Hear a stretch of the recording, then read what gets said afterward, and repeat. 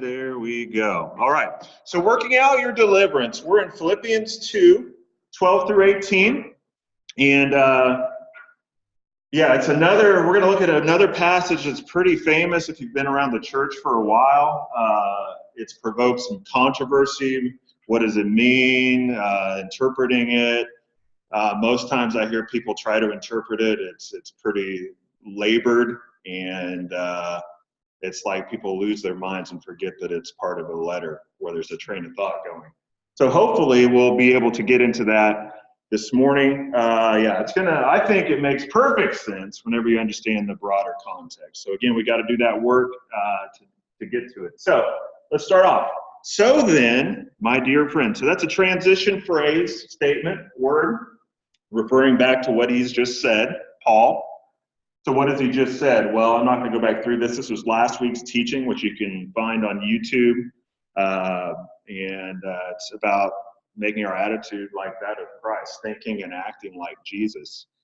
And so in summary, how did Jesus think? And what's Paul putting forth? Well, he says Jesus is exalted by God forever. I mean, that's what the summary of this text here, Philippians 2, 5 through 11.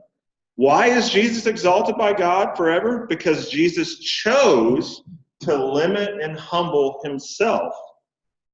Not because anybody made him. He chose to limit and humble himself, taking on flesh, becoming a man, leaving the perfect environment of heaven, dwelling with the Father and the Son. Why did he do that? He did that so that others, we're the others, could know and experience God's grace and truth. That's the mindset that Paul is putting forth as the model for us to follow. He's been teaching that through his own life, uses Jesus as an illustration here of that, and he's carrying on with that. So we're still in that same train of thought. It's key to keep in mind if you're going to understand this morning's text. So then, my dear friends, just as you have always obeyed, not only in my presence when I was there with you in Philippi, but now even more in my absence, I'm here in jail in Rome, work out your own salvation with fear and trembling. Now here is the phrase, work out your own salvation with fear and trembling. This gets butchered, in my opinion. So we have all sorts of things, questions people have. Work out my own salvation with fear and trembling. What's that mean? I have to work for my salvation, some people say. It's like, I thought I was saved by grace. Free gift of God based off of what Christ has done. So what the heck is this talking about? And others say, no, it's not saying that. But it is saying you've got to prove that you're saved by your good works. That's how you're going to show that you're really a Christian. And then, of course, there's this last phrase. I should do all of this, whatever the heck this is, dreading God's terrible wrath with fear and trembling. So I'm just going to mark through all that because it's all not right. None of it's right from this text. That's not what he's talking about.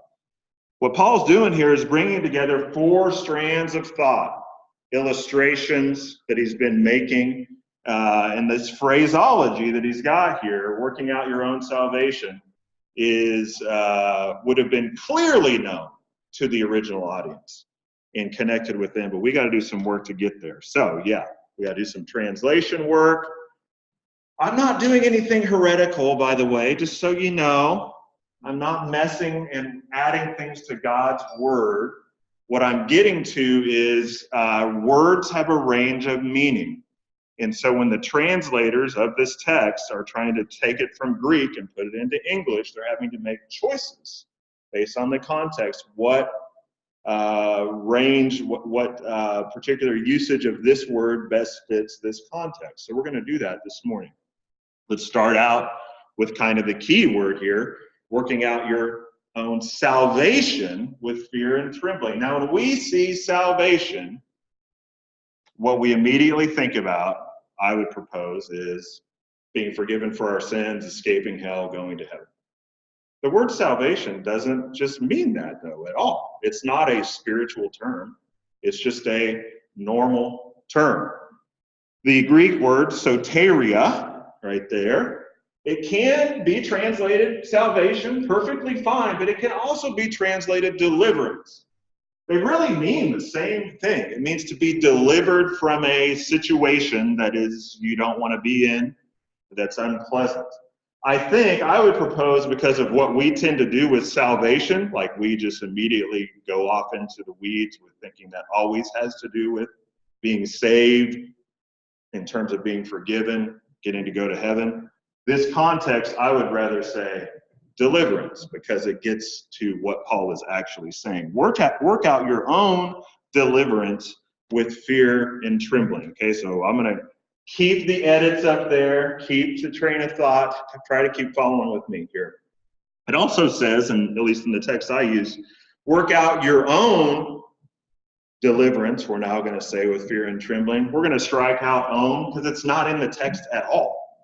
It's not even there. It's added by translators to try to make sense of this passage.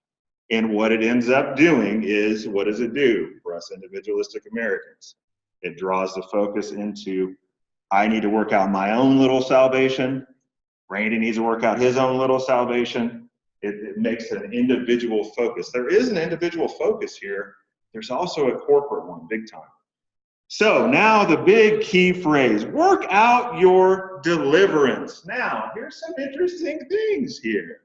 This phrase, work out your deliverance, was a common Greek military phrase used to refer to an army that was completely surrounded and seeking deliverance or salvation from their predicament or escape. So knowing that this is true is going to help us, I think, see the four thought strands that Paul's bringing together, and none of these are new. If you've been listening online or if you've been here, we've seen them in the text, and I've tried to show you they lie behind the text historically. So what are they? Work out your deliverance. What is Paul meaning, and what is that phrase bringing to mind for his audience? First off, it's bringing to mind the historical context, their ancestors, the big Roman Battle of Philippi, the largest land battle in Rome's 1,200 plus year history of battle after battle after battle. Well, in that battle, Octavian, who became Caesar Augustus, and Mark Antony, their armies were completely surrounded, and their leaders, Antony and Octavian, and then the people underneath them, called for their men. Even though you're completely surrounded, they said, don't give up. Work out your deliverance. Stay united as one, fighting for the cause. Work out your deliverance. Pretty odd if that was just a coincidence. So there's a picture of the battlefield if you like those kind of things. There's not, of course, we don't have any images. We don't have any Google maps of the battle because even Google wasn't around back at that time. But what you can see is Brutus and Cassius have the high ground. What you can't see is their ships are blocking off any chances of escaping by sea. So Octavian and Antony, the blue guys up there, are surrounded. Their troops are starving. And they're like, don't give up, guys. Don't give up. Work out your deliverance. Fight. If you stay and fight together as one, we're going to get through this. Okay? So Paul draws on that. We just talked last week, and I just put on the board. Jesus worked out his own deliverance, fulfilled his own purpose, leaving this perfect environment, coming to a world where he's surrounded by people opposed to himself and his message. How did he do it? By persevering to the end, fulfilling his mission, pursuing us. And that results in the opportunity for us to have salvation if we accept what Christ has done. So Jesus is a model of this mindset, giving your life away for others. Paul, as he wrote this letter, it's been a little while since we heard him talk about himself.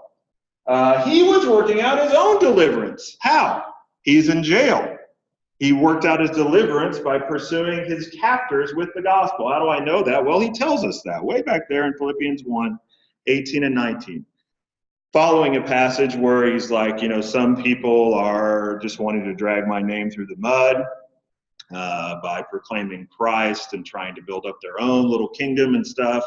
and take away some of my leadership. And people are like, you should be pissed. And he's like, I don't care. What does it matter? Just that in every way, whether out of false motives or true, Christ is proclaimed. And that's what I rejoice in, Christ being proclaimed. Yes, and I will rejoice because I know this will lead to my deliverance. Him choosing to rejoice in Christ and him choosing to keep pursuing people with the gospel, like all of the Roman guard that some of them he led to Christ. This will lead to my deliverance. It's the same phraseology that he's using here in this morning's passage. And then finally, why is this whole letter even being written? Well, because the Philippian believers, they're also completely surrounded by people, by a culture hostile to the gospel, and they needed to work out their deliverance. That's why he wrote this passage this morning. Okay, so now we can go back to our passage. Work out your deliverance with fear and trembling. How are they to do that? If we kind of know the roots of the phrase, that it's not talking about proving that you're a Christian or proving your salvation through your good works. It's most definitely not about earning your salvation in any way. If it's not about that, then what does it look like for them to work out their deliverance in this hostile environment? That's what he's going to tell us this morning. This is what it looks like. The first thing he says is you do it with fear and trembling. What's meant by that is not fear that God is going to kick you out of his family if you screw up or any of that kind of stuff. What he means is you need to be aware that what you're involved in is super important. There is great gravity to this task of sharing the gospel. There's a world around you that doesn't know Christ, that is going to perish if you don't work out your deliverance by pursuing them with this message, as we'll see in a little bit. There's gravity to this task. There's nothing more important in the world ever than this task. So that should lead us to an appropriate amount of awe, fear, respect, trembling that we get to be entrusted with this message. Not in a way that causes us to hold back, but in a way that causes us to take note of reality. The other reality is fear and trembling because you're in a spiritual war. You've got a cunning opponent, Satan and all of his minions, who are, they're cunning, I already said that. They're skilled, highly experienced, been deceiving humanity since humanity was created. And, this is a war. War is serious business. People get scared. People get nervous. People have to overcome anxieties to engage in war. And we are in a war. And then finally, he says, I think, do this with fear and trembling, recognizing reality, because that then helps us see we're dependent upon God for his purposes to advance. We're dependent upon God for people to respond to this message of the gospel, that Christ died for our sins and rose again to give us new eternal life. So the gravity of the task, the fact that we're in a war, in our own helplessness to change hearts and minds should drive us to God, which is actually what he says next. Isn't that interesting? That's what's next. Verse 13, for it's God who is working in or among you. That's how it could be translated either way, and I think both. God's working in you personally and among you corporately, both. It doesn't have to be one or the other. He's working in and among you, enabling you both to desire and to work out his good purpose. Remember, his good purpose in Philippians and beyond is the advance of the gospel. Sharing the good news about Christ in our words and our deeds, individually and collectively. So, he's saying, with fear and trembling, engage in this, work out your deliverance, pursue the people around you that are opposed to Christ. Do it, though, remembering God is at work in you individually. You are an individual. It's okay. God made you that way, and he made me that way. But remember, God is at work in you. If you've accepted Christ, the Spirit comes and dwells within us, seals us for the day of salvation when Christ comes again, or when we go home to be with Jesus. Remember, God's at work transforming you. What's he doing? We'll see that in a second. But God's also not only at work in you individually, he's at work among all of us, seeking to persuade and draw us together in a united front, advancing his purposes. What's God doing? Well, the text has already said he's enabling us. So this is just straight from the text. It's kind of blocked by the red box. But God, the text says, God is enabling us to desire to live for his good purpose. That probably hits some of us. I mean, it's at some point in your life, that's going to hit you right between the eyes. I don't desire to live for your good purpose, God, if I'm really honest right now. I'm struggling to desire that. I want to do my own thing. It makes more sense. I've tried living for you, and it's brought some pain. It's brought some suffering. It's brought great disappointment in people, betrayal, whatever. I don't really desire to live for your good purpose. Well, Paul says, God's like, all right, but I'm still going to be working in you to enable you to desire my good purpose, because it's what is good and best. It's the good life. And God also not only is enabling us to desire his good purpose, but to enable us to take action steps, to work, put in work, individually and together for his good purpose, to pursue people together so that they could come to Christ. So if you're struggling with any of these things, first off, you're normal.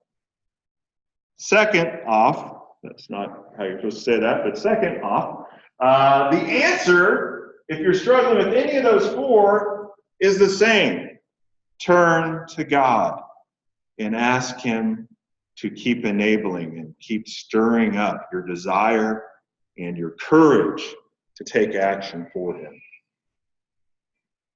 And then we move right in. This is the next verse. God's enabling us to do all those things, to desire, to take action for his good purpose. And then Paul gives us some negative commands. He says, do everything, take these actions, making Christ known without grumbling and arguing. This is going to get uncomfortable rapidly, for me at least. So he's still, just as a reminder, still unpacking the big thought, which is working out your deliverance, which is living out the gospel in the world and the sphere in which you find yourself, and we collectively find ourselves, and the Philippians found themselves. Well, what he's referring to here, almost certainly quoting from or referring back to, whenever the word grumbling is used, it harkens back, that's a nice word, back to the Old Testament, the Israelites as they're wandering around in the desert. Deuteronomy 32:5 says, his people have acted corruptly towards him. This is their defect. They are not his generation, or not his children, but a devious and crooked generation. How had they acted corruptly in the context, what was going on all around this in Deuteronomy 32 and in most of the 40 years in the desert? They had acted corruptly by constantly grumbling and arguing with God about his purposes. Why did you save us out of Egypt? We had good meals in Egypt. We want to go back to Egypt. We had beds to sleep in. We could rely on that for food. We didn't have to eat all this cottony manna crap on the ground all the time. We want meat. Give us some meat. God's like, you want meat? I'll give you some freaking meat. Gives them so much quail, they start throwing up. They've had so much meat. Like, all right, you got meat. Now are you ready to accept what I'm giving you? I'm providing you freaking free meals on the ground every day for 40 years. Yeah. So they acted corruptly by constantly grumbling. Now, what does it mean to grumble? We know arguing. I think that's pretty straightforward. But grumbling, what is that? Well, here's the Greek word. The word even sounds nasty. It's gonguzo. Gonguzo. It means to utter secret and sullen discontent. Oh, man. I looked that up. I was like, I wonder what wonder what the meaning there of that word is. I looked it up, and once I saw the definition, I was like, I wish I could unsee that. Because that hits me right between the eyes. Like, I struggle with having this sullen discontent when things don't go the way I think they should, even when God's good purposes. Actually, that's what this is all about directly. It's not even really about like bad things and being upset about that. It's like when God doesn't do what I think he should to advance his purpose, or people don't respond as rapidly or as deeply or sincerely or as in a sustained way as I think they should. I don't turn to gratitude. I turn to grumbling. It's like my second nature. I love gonguzo. It's really, really part of my nature, part of my sin nature. And yeah, it's been around with me my whole life. So it's a battleground. This face might be familiar to you. There's a gonguzoer. That's, yes, I'm not going to say anything on YouTube, but it reminds me of somebody. That's what I look like, except for I don't have much hair and I have more wrinkles and all that stuff. But yeah, that's our faces. Even if we're not showing it externally, if internally we got the gonguzo going, that's the grumbler right there, discontent. I'm not getting my way. Things aren't going the way I want to. There's some good thoughts about this. There's been a lot of thought given to this. I'll give you a couple quotes from pretty heavyweight people here. Billy Graham said this about grumbling. It's pretty convicting. It says, grumbling and gratitude are, for the child of God, you've accepted Christ, in conflict. It's probably in conflict for everybody, actually, but especially for the Christian. Be grateful and you won't grumble. I think that's why we're so often called to be grateful, like a command. Be grateful. Rejoice in the Lord, not do it if you want to. If the situation makes you happy, rejoice in the Lord. No, rejoice in the Lord, period. Paul's going to say in this passage later, he's choosing to rejoice in the Lord. He's in prison for no reason. He's falsely accused. Be grateful and you won't grumble. Grumble and you won't be grateful. It's really that simple. Mr. Graham is right. So what's an antidote to the gonguzoing? It's cultivating gratitude. Gratitude in what? Gratitude for Christ. What he's done is always a stable source of gratitude.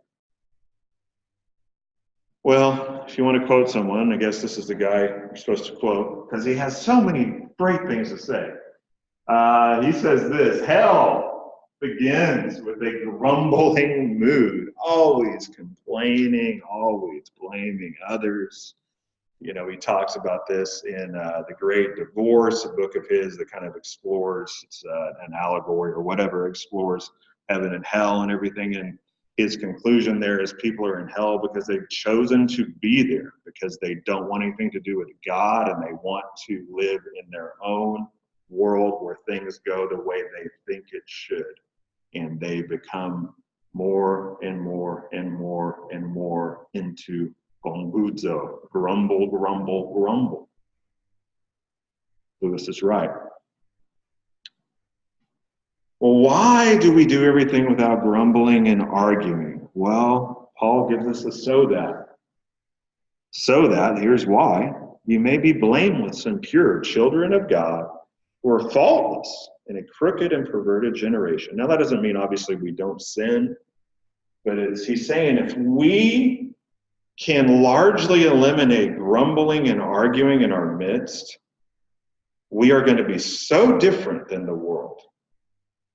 Now, we're still going to have to share the gospel message. People don't look and say, wow, Todd doesn't grumble and argue. God must have left heaven and become a man and died on the cross and rose again for my sins, and I must have to accept that to be saved. We still got to share the message. But when we, as individuals, but also as a collective, when we don't grumble and argue, when we cultivate genuine gratitude and rejoice in the Lord, no matter our circumstances, it causes us to stand out. Really does. In a perverted, a crooked, and perverted generation, among whom, if you do this, you shine like stars in the world. Jesus has said these. I mean, there's a lot of passages about this that probably come to your mind as you hear that idea of shining like stars in the world. Matthew 5, Jesus says in the Sermon on the Mount, let your light shine before men so you may see your good works, so they may see your good works and give glory to your Father in heaven. Part of our good works is not grumbling and arguing, but cultivating gratitude and joy. But specifically in the context, in addition to not grumbling and arguing, what is the shining light that we display? Is it, as many believers seem to think and teach and promote, that mean we just produce a little town called Niceville? We're all just nice people? No. There's a lot of times Jesus wasn't nice in the way our culture would define nice. Jesus offended people. If you don't want to be offended, don't read the Bible. It will offend you like crazy.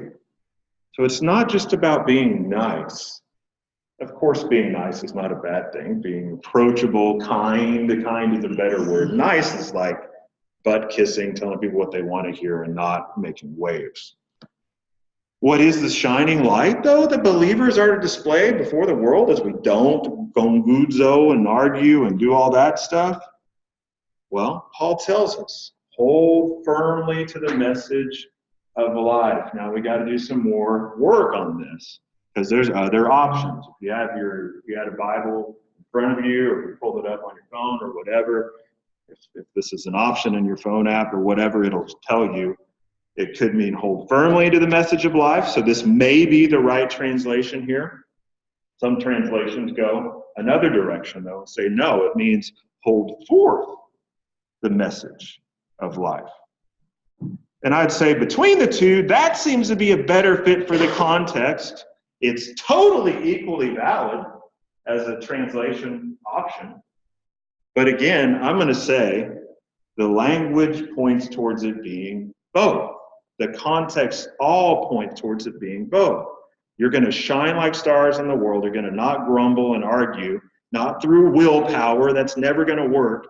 But as you hold firmly to the message of God's grace yourself, and as you work that into your own heart and soul and mind more deeply, and as you do that, and you hold forth that message of life to a world that needs to hear the good news of God's grace, that's how you're going to shine through your behavior, through your sense of joy and genuine peace, an ability to give your life away in self-giving love, even when people hurt you in deep ways. And then, of course, you got to hold forth the message. It's both. Yeah, Cousin Eddie agrees. Bingo. That's it. Hold firmly, too, and hold forth the message of life, Clark. That's right, Clark. Do that. You haven't seen Christmas Vacation? Shame on you. Okay. So, Christians, if you've accepted Christ, if you haven't accepted Christ, the work for you to do right now is investigate whether there's really a God there. Is the Bible reliable? Start checking it out. Look at the evidence, all of that stuff. Because it's not do all this stuff and get God to accept you. It's live this way because God has accepted you because of what Christ has done, okay? Just to clarify that. But Christians, those who've accepted Christ, shine in the world by cultivating joy in God's good purpose, in the gospel, and the fact that we get to live it out together in fellowship, and by sharing this good purpose, the gospel, with the world. It's another way of saying what was already said. That's how we shine, cultivating our joy in God's good purpose and sharing this purpose with the world. And we can't do it alone. It's impossible to do that alone, biblically. You've got to do that collectively because we are members of one another, whether we like it or not. So in summary, what does work out your deliverance mean? That's the big punchline of this whole passage, the operative command. It is we work out our deliverance with fear and trembling, realizing we're in a spiritual war, taking it seriously. Remembering, though, in the midst of being in a spiritual war, that the one that's on our side is greater than the one who's in the world. God is greater than Satan and all of his minions. Plus, God's got twice as many angels on his side, too, for good measure, according to Revelation.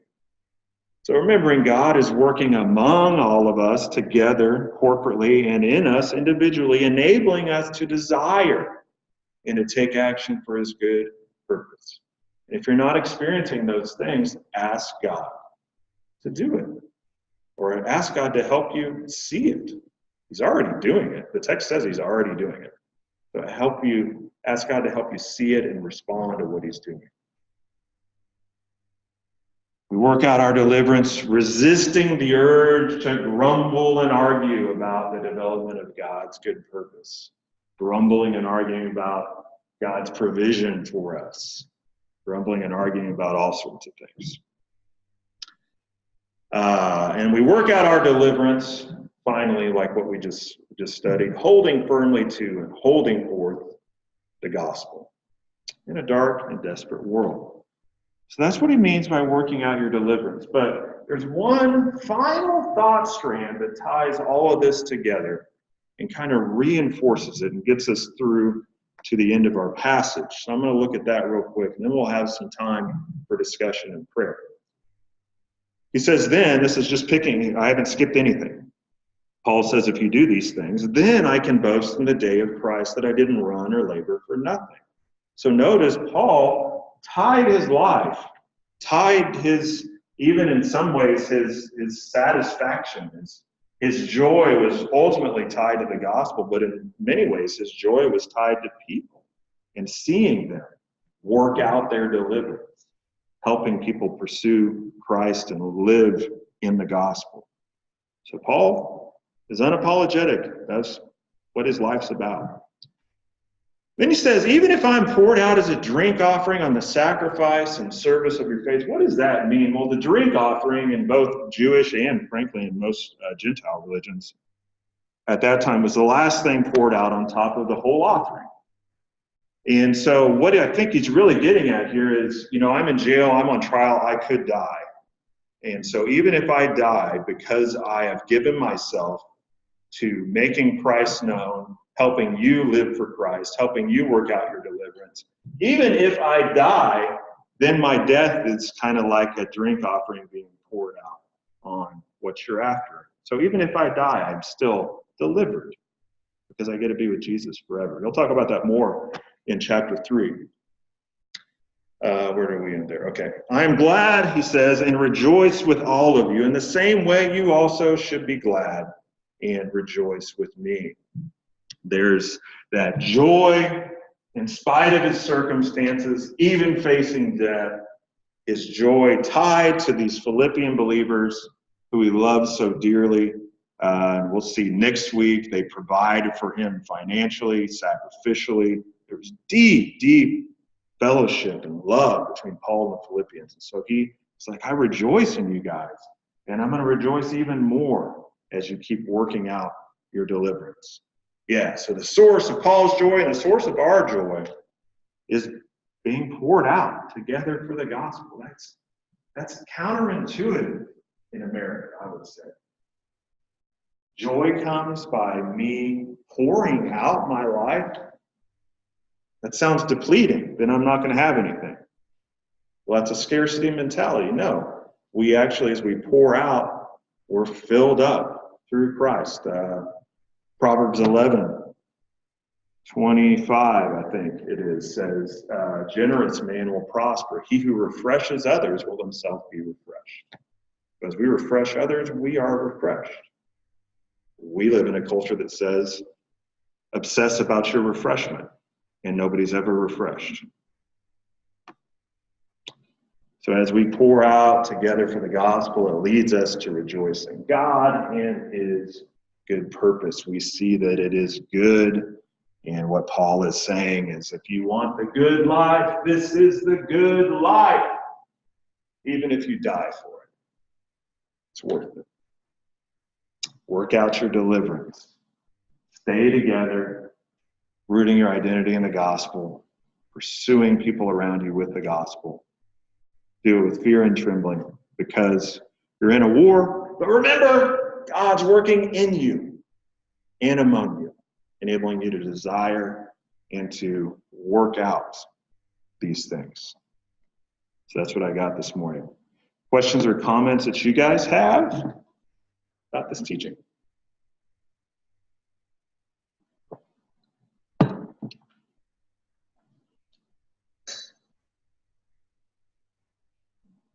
Yeah, I think I just appreciate this understanding of what the passage is saying fits so much better. I think I struggle with, the idea of you're working out your own salvation, always thinking of it as you become a Christian. Now it's like figuring out what that means to become a Christian. Even the other verse that says like hold to the word. Yeah. I mean, it really gives this impression that like it's about your personal salvation. You got to hold fast to the word.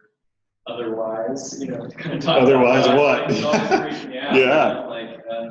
It never really set well, but like this understanding just makes a ton more sense, especially, and I like how you keep going back to the context with the Philippians. Yeah. That big battle and just the way that would fit their cultural context well too. Yeah. It's a much cleaner interpretation. Yeah. So that's helpful. Sweet.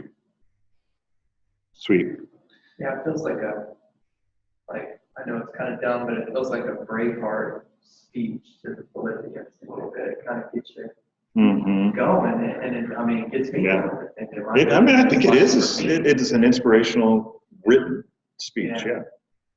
So I'm pretty struck by right now by the grumbling and the gratefulness and it like that. No gonguzo. Right. That's everyone's. I do it a lot. And so I think it's good and like that hold fast and hold forward, but that are you talking about this message? Yeah. I think is the point. Yeah. And I think it's so what was just shared, so I guess I forgot for the recording. So the first thing that was shared was just how this translation seems to make a lot more sense of the text than the classic individualistic kind of figuring out, okay, you're saved now, figure out what it means that you're saved, and you better hold on to the word or else something terrifying is going to happen. So you better fear and tremble. And the second comment was, this is just seems like a really inspirational, Braveheart-esque kind of speech, which is, I think, true. Yeah, and I think I've talked about it already. It's key to point out, like you even if you maybe haven't sat through a full semester Philippians course like I did in seminary. So I had my seminary prof to really credit for a lot of this stuff. Him removing the veil and him being such an expert, devoting his life to understand first century culture and the Greek language. But even if you don't have that, a lot of times in your Bibles, especially if you have a study Bible, but even if you don't have a study Bible, there's footnotes at the bottom that will say, or it could be translated this. So take note of those things. And you can do some work as you work at understanding the context to say, well, maybe actually it should have been the other. Because on the things I talked about today, most of them, you could find very well-respected translations that go either direction. What you won't find is that I have not yet found a translation that keeps it all together and keeps it from spiraling into an individualistic focus where everyone's concerned about whether they're really saved. Because that's what we do with the word salvation. But I don't want to start the teaching over again, so we'll stop right there. For me, other questions? Yes? I'm just realizing that I spent most of my adult life in fellowship like this, focused on not myself, not the individual, but I still need these reminders.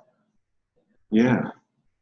Me too. Yeah, so we all need these reminders. Yeah, the teacher, I need these reminders constantly. And another, yeah. What would you say the difference between grumbling and lamenting? You know what? I think God spoke to me in the bathroom this morning. I thought, my wife is going to ask me, what's the difference between grumbling and lamenting? So I better be ready. I'm not joking. I'm serious.